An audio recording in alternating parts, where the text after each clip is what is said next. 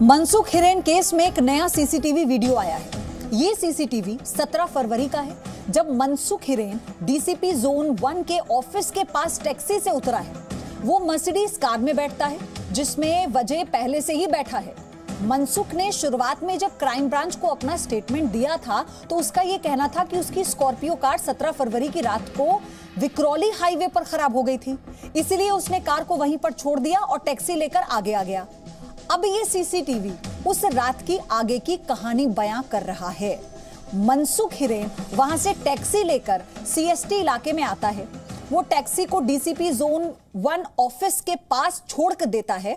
Taxi आगे निकल जाती है, जबकि मनसुख हिरेन उसके बाद सिग्नल पर रुकी कार की तरफ बढ़ता है। ध्यान से देखिए, ये वीडियो हूबहू वैसा है जैसा मैं आपको इस वक्त बता रही हूं।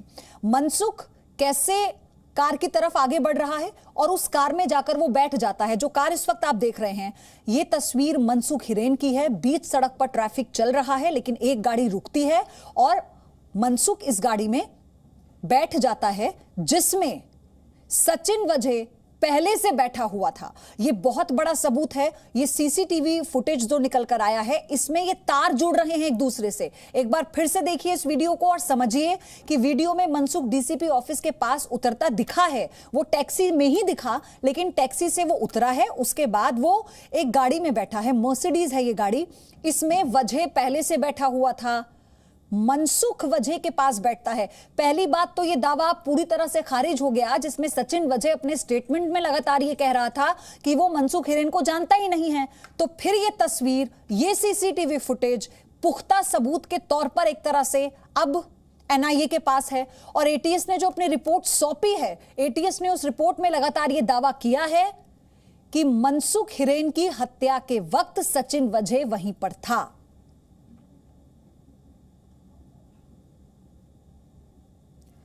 तो ऐसे में अब कई सवाल हैं। सवाल यह है कि क्या एक के बाद एक मिली कारों से वजह का राज खुलेगा? हम आपको 3 तस्वीरें दिखाते हैं। पहले आप ये देखिए, कहां जा रहे थे वजह और मनसुख। ये सवाल यहां पर बहुत लाजमी है, क्योंकि जब मनसुख टैक्सी से उतरकर वजह की कार में बैठता है तो कहां गए, तो अपनी कार में क्यों बुलाया वजह ने मनसुख को? सवाल यह है। और इस बात से यह साफ हो जाता है कि पहले से सचिन वजह और मनसुख एक दूसरे को जानते थे। क्या 17 फरवरी को वजह का प्लान फेल हो गया था? जिस प्लानिंग में वजह लगा हुआ था, क्या वो प्लान फेल हो गया था? ये भी ऐसे में सवाल है, क्योंकि कैसे कई दिन लग गए इस प्लानिंग को अंजाम देने में, और फिर एक के बाद एक परत दर परत उठती रही। अंकुर त्यागी मेरे सहयोगी हमारे साथ जुड़ चुके हैं इस खबर पर। अंकुर, ये जो वीडियो निकलकर सामने आया है, इसने सचिन वजह के उस दावे को तो सिरे से खारिज कर दिया, जिसमें वो ये कहता है कि वो मनसुख हिरेन को नहीं जानता था। लेकिन अब सबके जहन में सवाल ये होगा कि मनसुख हिरेन मर्सिडीज में वजह के साथ बैठकर जा कहां रहा था?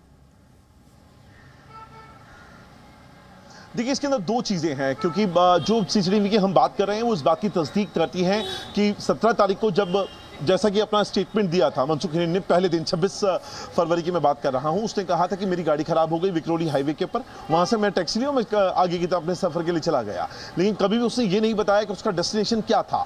अब वो डेस्टिनेशन निकल कर आ रहा है। वो आदमी जो मनसुख हिरेन है, वो वहां से गाड़ी करता है, ओला एक जो टैक्सी है वो बुक करके वो सीधे टाउन साइड में आता है, जिसको मुंबई में सीएसटी का इलाका कहते हैं। सीएसटी का ये वही इलाका है जहाँ पे मुंबई पुलिस का हेडक्वार्टर भी है, जहाँ सीआईओ यूनिट का ऑफिस भी है, जहाँ पर खुद सचिन वजह बैठता है। उससे कुछ ही दूरी के बाद एक जगह है जो जिसको कहते हैं डीसीपी जोन 1 का ऑफिस। उसके ठीक सामने वाले सिग्नल पर एक लग्जरी कार खड़ी होती है, जिसके अंदर सचिन वजह अंदर बैठा हुआ होता है।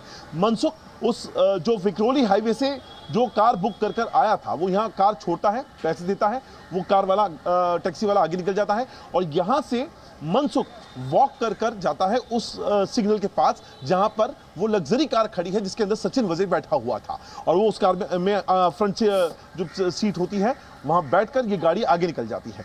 तो ये पूरा सीक्वेंस है, और ये सीक्वेंस इसलिए जरूरी है क्योंकि एटीएस, जो महाराष्ट्र एटीएस को अपना जो बयान दिया था, या मुंबई क्राइम ब्रांच के जो आला अधिकारी हैं उनके सामने जब भी सचिन वजह से पूछा गया कि क्या वो मनसुख को पहले जानता था, तो उसने हमेशा मना किया था। उसने कभी इस बात एक्सेप्ट नहीं करी कि मनसुख हिरेन को वो पहले से जानता था। ये बात हम आपसे कर रहे हैं मार्च के महीने के शुरुआती दौर में, जब वो इस पूरी जांच चल रही थी। लेकिन ये जो बात हो रही है, जो सीसीटीवी है, वो 17 फरवरी को निकलकर सामने आया है, और एक चीज और मैं आपको पेयोदी दिखाना चाहूंगा, मैं जहां खड़ा हूं ये टिप्सी बार एंड रेस्टोरेंट है। ये कहानी है 4 मार्च की। 4 मार्च को मनसुख हिरेन की हत्या होती है, वो भी कल्याण के पास, ठाणे और कल्याण के बीच के इलाके में। और जो महाराष्ट्र एटीएस को अपना बयान दिया था सचिन वजे ने, वो लगातार कहता रहा कि मैं उस दिन मुंबई में था, मुंबई के इसी डोंगरी इलाके में इस टिप्सी बार पर मैं रात को आया था रेड करने के लिए, और मैं यहाँ रेड के अंदर शामिल था। बिल्कुल सही बात करें सचिन वजे, रात के 11:30 बजे वो जरूर यहां पर थे। ये रेड 2 बजे तक चलती है इस बार के अंदर, लेकिन इसके अंदर 2 बातें हैं वो जो छिपा गए, जो बताई नहीं गई है। पहली बात, इस जो रेड चली है 11:30 बजे से 2 बजे के बीच तक, इस रेड के अंदर कोई भी इलीगल एक्टिविटी इस बार के अंदर होती हुई नहीं पाई गई। पहला, ना तो कोरोना से रिलेटेड और ना ही जो गाइडलाइंस बार डांस बार या बार को लेकर इशू की गई हैं सुप्रीम कोर्ट के द्वारा, दोनों कंडीशन में कोई इरेगुलरिटी नहीं, कोई अरेस्ट नहीं। दूसरा, जो इससे पहले की कहानी है, 8:30 बजे मनसुख हिरेन को एक इंस्पेक्टर गावड़े के नाम से फोन आता है कांदीवली ब्रांच से, उसको बुलाया जाता है। ये बात बताकर मनसुख हिरेन अपने घर से निकल जाता है। 9 बजे उसको अगवा किया जाता है। एटीएस महाराष्ट्र के जो अपने डॉक्यूमेंट्स, दस्तावेज हैंडओवर किए हैं एनआईए को, अगर मैं उनको आपको रेफर करता हुआ बताऊं तो उनमें साफ तौर पे कहा गया है कि मनसुख हिरेन को यहां पर बुलाया गया था फोन कर इंस्पेक्टर गावड़े बनकर, और एटीएस को शक है कि ये जो फोन किया गया था ये सचिन वजे ने किया था। एटीएस महाराष्ट्र को इस बात का भी शक है कि वो जिस वक्त रात के 9 बजे गाड़ी के अंदर अगवा कर उसके को मर्डर किया गया, उस वक्त सचिन वजे वहीं पर मौजूद था।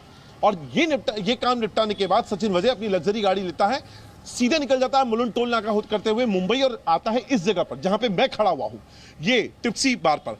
यहां टिप्सी बार पर रात को 11:30 बजे रेड होती है, 2 बजे तक चलती है। रेड के अंदर कुछ भी नहीं मिलता है, लेकिन ये पूरी थ्योरी एस्टेब्लिश कैसे हो, इस पूरी थ्योरी को एस्टेब्लिश करने के लिए ही ये फेक रेड, फिर उस होटल ट्राइडेंट में बुकिंग हो 100 दिनों की, या फिर टिप्सी बार की जो आप बात कर रहे हैं इसमें रेड का मामला हो, आप देखिए ना कि कैसे परत दर परत खुल रही है, और जो सारी तस्वीर है वो धीरे धीरे साफ होती जा रही है। और सबसे बड़ा जो संदेह था, जिस बात को लेकर सचिन वजे कह रहा था कि वो मनसुख हिरेन को जानता ही नहीं है, पहली बात तो इस वीडियो से स्पष्ट हो गई। तो कैसे पूरा खेल रचा गया, कैसे मिसलीड करने की कोशिश की गई। अंकुर, मैं आ रही हूं आपके पास, लेकिन कई ऐसे सवाल हैं जो इस वक्त सबके जहन में हैं।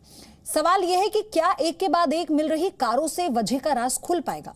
सवाल यह कि हम आपको 3 तस्वीरों के जरिए समझाने की कोशिश कर रहे हैं। इस केस से जुड़ी एक के बाद एक कर कई लग्जरी गाड़ियां बरामद हुई। इन 3 तस्वीरों को देखिए और इन 3 लग्जरी गाड़ियों को देखिए। सचिन वजे इन गाड़ियों का इस्तेमाल करता था अलग अलग, तो क्या अपनी इन गाड़ियों का इस्तेमाल इसने इस पूरी प्लानिंग में भी किया था? यह भी सवाल है, क्योंकि स्कॉर्पियो का मिलना, वॉल्वो का मिलना, मर्सिडीज का जिक्र अब आया है, तस्वीरों में लगातार देखा जा रहा है। तो फिर क्या इन गाड़ियों से पूरी गुत्थी सुलझ पाएगी?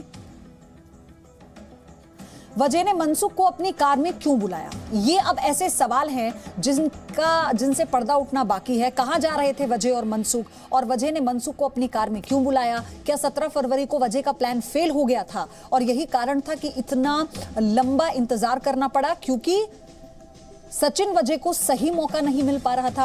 अंकुर, ये तो सवाल अपने आप में लाजमी है। 17 फरवरी को वजह का जो प्लान था, क्या वाकई वो फेल हुआ और यही कारण है कि अपने प्लानिंग को अंजाम देने के लिए वजह ने और प्लानिंग की? मैं आपको बीच में जी अंकुर पेयोधी, मैं आपके जो आपने सवाल किया मैं आपको बाद में आऊंगा, लेकिन एक अपडेट जो आ रही है, इस वक्त एनआईए कोर्ट में सुनवाई हो रही है।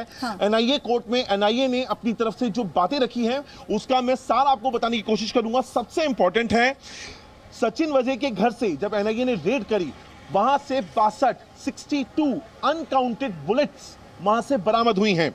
ये बहुत बड़ी खबर है इस पूरे केस के अंदर। सचिन वजे के घर से 62 जिंदा कारतूस बरामद किए गए हैं जो अनकाउंटेड हैं, क्योंकि पुलिस के कोटे में जो भी एक भी बुलेट आती है उसको काउंटेड होती है, लेकिन 62 जिंदा कारतूस वो भी अनकाउंटेड।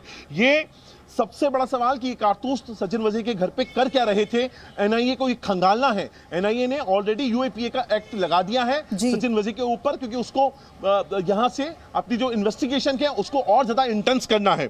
इसके अलावा सचिन वजी को बतौर पुलिस अधिकारी 30 जिंदा कारतूस ही सरकारी कोटे में दिए जाते हैं। अगर 30 सरकारी कोटे के ही कारतूस को अगर आप वैलिड पॉइंट मानती हैं तो भी 32 जो बाकी के जो 62 जिंदा कारतूस हैं जो कि अनकाउंटेड हैं, उसका हिसाब क्या है ये देना होगा। और इनमें से सिर्फ 5 बुलेट्स जो हैं वो सचिन के पास मिले हैं। 25 बुलेट्स जो काउंटेड बुलेट्स होते हैं 30 में से 5 बुलेट्स तो मिले, लेकिन 25 बुलेट्स कहां गए वो गायब हैं, उसका कोई हिसाब नहीं है। तो 2 मामले 62 जिंदा कारतूस, जिंदा बुलेट, वो भी अनकाउंटेड। 30 जो उनको काउंट की सरकारी कोटे की मिलती है उसमें से 5 मिली है, 25 गायब हैं। तो ये पूरी इन्वेस्टिगेशन अब जो ये वो तथ्य हैं जो इस वक्त एनआईए कोर्ट में एनआईए अपनी तरफ से सचिन वजय को पेश कर इस वक्त ये सारे तथ्य रख रही है। लेकिन सचिन वजय भी अपना पक्ष लगातार रखते रहे हैं, उनके वकील उनका पक्ष रख रहे हैं। लेकिन अंकुर, ये जो आपस में अब ये कारतूस वाली बात आपने बताई, सबसे बड़ी बात कि इसका इस्तेमाल वो क्यों कर रहे थे और एक इतनी बड़ी संख्या में जिंदा कारतूस क्यों उनके घर पर थे, पहली बात। और दूसरी बात ये कि पैसों की भी तो बरामदगी हुई थी ना इससे पहले, तो फिर इसे कैसे समझा जाए? अभी कई सारे ऐसे छोटे छोटे पॉइंट्स हैं जिनसे पर्दा उठना बाकी है। मेरी जो एनआईए सोर्सेज से लगातार बात हो रही है, एनआईए सोर्सेज साफ तौर पे कह रहे हैं कि सचिन वजी जो हैं वो इन्वेस्टिगेशन में उतना ज्यादा कॉपरेट नहीं कर रहे हैं। कई सवालों के जवाब वो हैं जो वो ना में कह रहे हैं या मुझे पता नहीं है, जिसके लिए फिर एनआईए को पूरी इस थ्योरी को एस्टेब्लिश करने के लिए अपनी इन्वेस्टिगेशन को और इंटेंस करना पड़ रहा है। अब ये जो तथ्य रखे हैं अभी थोड़ी देर पहले ही एनआईए कोर्ट में, ये इसमें साफ तौर पर 62 जिंदा कारतूसों का पाया जाना, वो भी अनकाउंटेड, और 30 जिंदा कारतूसों का जो कोटा होता है उसमें से सिर्फ 5 कारतूस का पाया जाना, 25 का गायब हो जाना, ये वो सवाल होंगे जिसके लिए एनआईए अपनी जो सचिन वजी की कस्टडी को और ज्यादा मांग सकती है। अंदाजा ये लगा रहा है कि एनआईए 10 दिन की और कस्टडी चाहती है कोर्ट से, ताकि वो इन तमाम सवालों के जवाब निकाल कर ला पाए। और सबसे इंपॉर्टेंट बात है, अभी तक हम जो बात कर रहे हैं, दर्शकों को बता रहे हैं अपनी पूरी इन्वेस्टिगेशन, वो है कि ये क्या किया गया और क्यों किया गया और कैसे किया गया। लेकिन क्यों किया गया, मोटिव क्या था? स्कॉर्पियो कार को वहां जिलेटिन से भरी छड़ों को वहां पे प्लांट करने का, मनसुख के मर्डर का, इनके इंटरकनेक्शन का, इसका मोटिव क्या है? ये मोटिव अभी तक ना तो महाराष्ट्र एटीएस बता पाई है, जिसे 6 मार्च से लेकर 23 मार्च तक इस बात की जांच करी, और अब एनआईए के पास भी ये सवाल वैसा का वैसा ही है।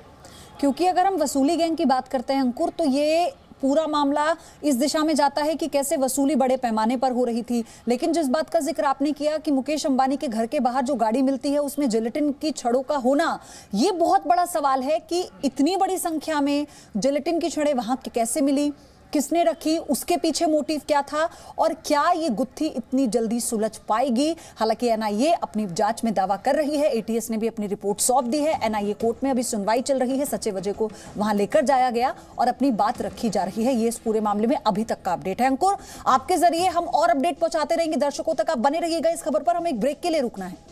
Presenting B News app available on Google Play and App Store. Download it now.